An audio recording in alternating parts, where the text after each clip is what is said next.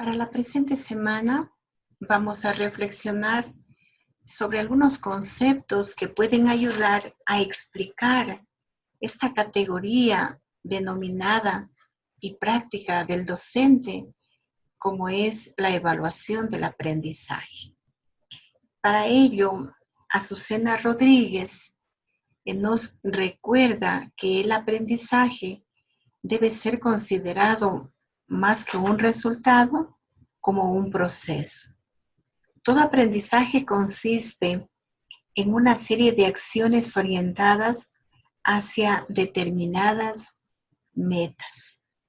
Por lo tanto, en la práctica docente, tanto el profesor como los estudiantes tienen que orientar su aprendizaje a acciones o conductas que involucren a la totalidad del ser humano. Estas acciones o conductas se presentan como una reacción ante estímulos externos e internos. Por lo tanto, Rodríguez nos dice que debe existir una permanente adaptación al medio. Se trata de acciones simbólicas, procesos mentales como analizar, relacionar, generalizar, entre otras. Operaciones manuales como manipular objetos, reunir materiales, movilizarse, etc. En todo aprendizaje se implica sentimientos, valoraciones y formas de relación con el medio social. Recuerden, jóvenes, que la educación tiene fundamentalmente una función social.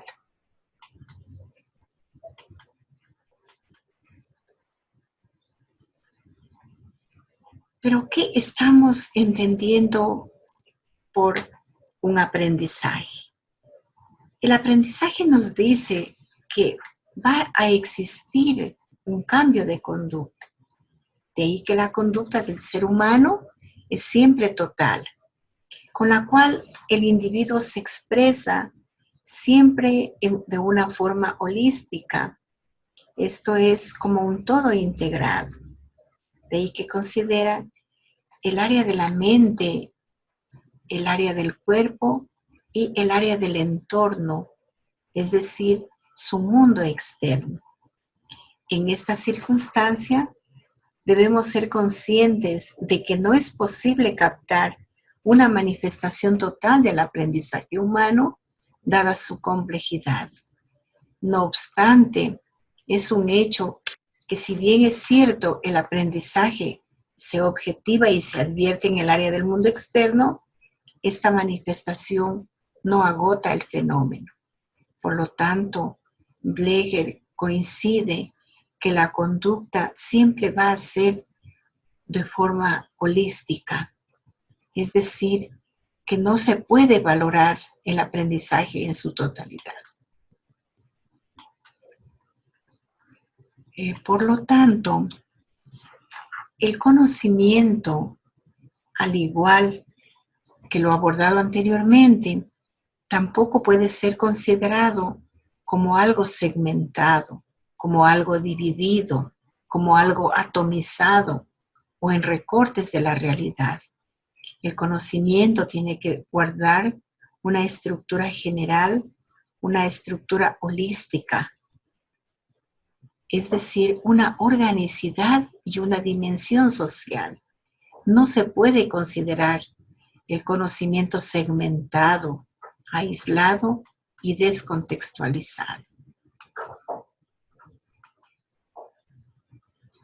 De ahí que una forma natural de aprendizaje sería el transitar el aprendizaje individual al aprendizaje colaborativo, al aprendizaje cooperativo, en donde la empatía y la solidaridad sean la esencia del aprendizaje. Este transitar de un aprendizaje individual a un aprendizaje grupal se constituye en un espacio propicio para hacer manifiestos ciertos conflictos, contradicciones que se generan en el acontecer del trabajo en grupo, sus mecanismos de defensa y sus fuentes que se presentan como parte natural de la dinámica de los procesos de aprender. Al respecto, cabe señalar que la importancia o significatividad de los aprendizajes tiene aquí un sentido social. Es decir, no podemos soslayar la idea de que el aprendizaje sea independiente de la sociedad a la cual estamos formando. ¿Qué tipo de sociedad queremos tener? Y eso lo hacemos mediante la educación.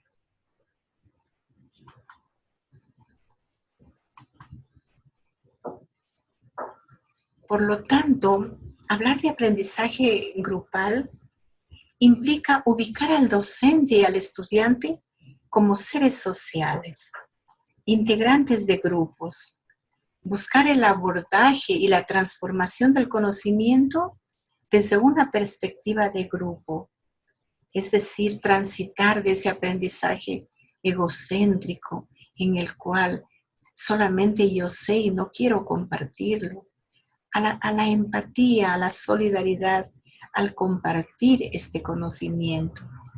Por lo tanto, aquí se debe valorar la importancia de aprender a interaccionar en grupo y a vincularse con los otros. Aceptar que aprender es elaborar el conocimiento, ya que éste no está dado ni acabado. Implica igualmente considerar que la interacción y el grupo son medio y fuente de experiencias para el sujeto que posibilitan el aprendizaje. Reconocer la importancia de la comunicación y de la dialéctica en las modificaciones sujeto-grupo. Este es el pensamiento de Scheinheimer, 1982. Y un poquito coincidiendo con Bernal, que él nos dice que estamos en una sociedad del conocimiento. La evolución es a nivel cultural. Muy apreciado el conocimiento fáctico que está en función de la experiencia del docente, en concordancia con el conocimiento explícito, que es aquel que se encuentra en los libros, en los documentos. Nosotros tenemos que valorar cuando estamos frente a la docencia, cuando estamos haciendo docencia o cuando estamos próximos a hacer docencia, la validez del conocimiento fáctico. Es decir, aquel que el docente va adquiriendo en su práctica, va adquiriendo en su evolución. Ese conocimiento no está escrito en ningún lugar, es propio, es un conocimiento intangible que cada docente lo presenta a sus estudiantes, en contraposición al conocimiento explícito que usted lo puede encontrar en cualquier documento.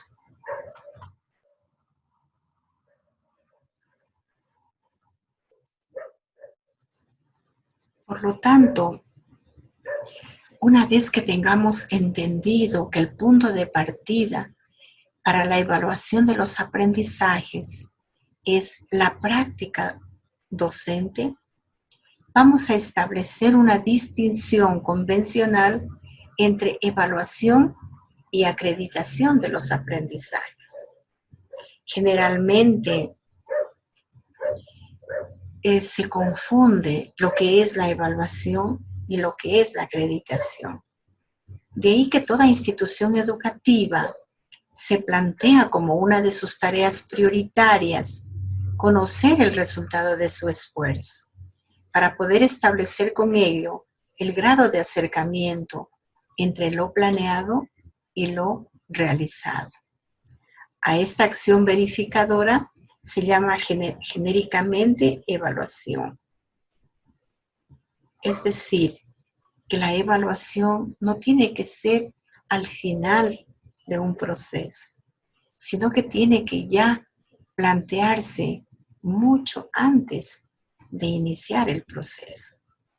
Si analizamos esto con mayor detenimiento y nos preguntamos, ¿a qué se llama comúnmente evaluación educativa o evaluación del aprendizaje? Encontramos que en los más de los casos, esta se refiere indistintamente a la medición, a la nota, a la calificación, a la acreditación, a la comprobación de resultados, etc.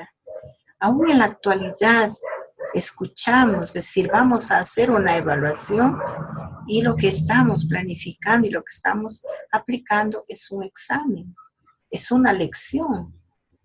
Entonces, más bien sería de decir, vamos a acreditar mediante el examen, vamos a acreditar mediante la lección. Es decir, aquí ya sería utilizar los términos apropiadamente. La evaluación es permanente, la evaluación es de todos los días, la evaluación es todo el quehacer educativo, mientras que la acreditación es ya la verificación, es ya la constatación de lo que corresponde a la evaluación.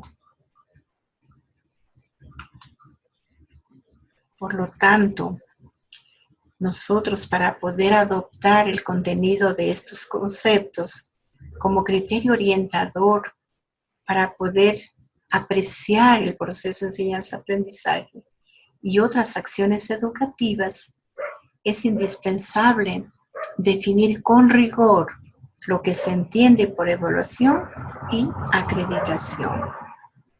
Esta tarea de esclarecimiento conceptual tiene el propósito de evitar, por un lado, la tradicional y nefasta confusión entre evaluación y medición, y por otro, erradicar a su vez la identificación de estos dos conceptos con la concebida calificación, que en estos tiempos es apoyada y legitimada por las instituciones educativas y por la sociedad en su conjunto, dado que unas y otras la utilizan consciente o inconscientemente para fomentar entre los alumnos actitudes competitivas a través de la adquisición de dichas notas, pero que en el fondo nada tienen que ver con una verdadera formación.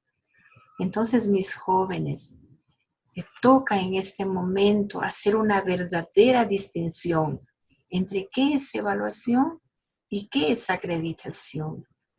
Y fijarlo en una sesión o reunión en donde tengamos acuerdos y compromisos y empezar a utilizar apropiadamente estos conceptos.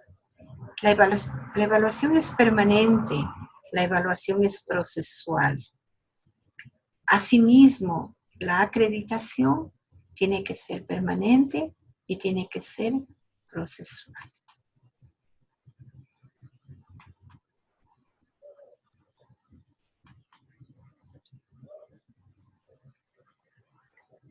Estableciendo algunas características, en un primer momento se puede afirmar que la evaluación constituye un proceso amplio, complejo y profundo, que abarca todo el acontecer sustantivo del trabajo de un grupo escolar, sus problemas, conflictos, miedos, evasiones, ansiedades, satisfacciones, inquietudes, certezas, incertidumbres y heterogeneidades, que la hacen ser una realidad distinta de las demás.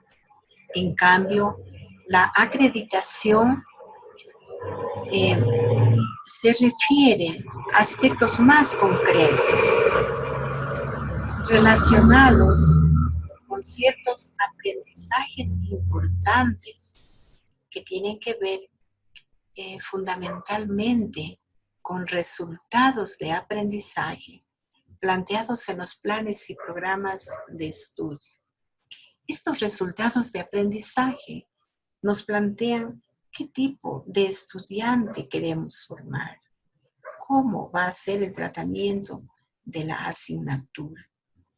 Por lo tanto, al ser planteados en los planes y programas de estudios, estaríamos determinando la eficacia de un curso, un seminario, un taller o un laboratorio.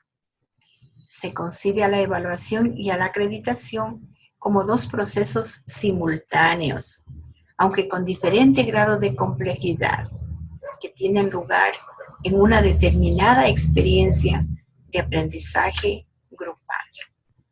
Sumado a lo dicho, se considera que la evaluación es un concepto mucho más amplio y complejo que implica la acreditación misma.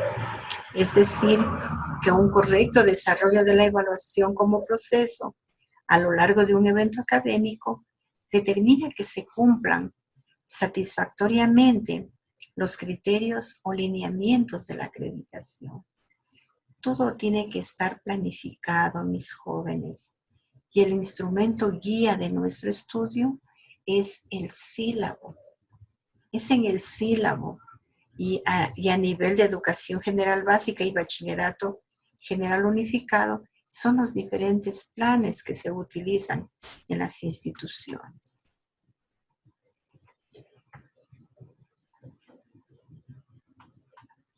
De ahí, mis jóvenes, entonces, que se hace muy importante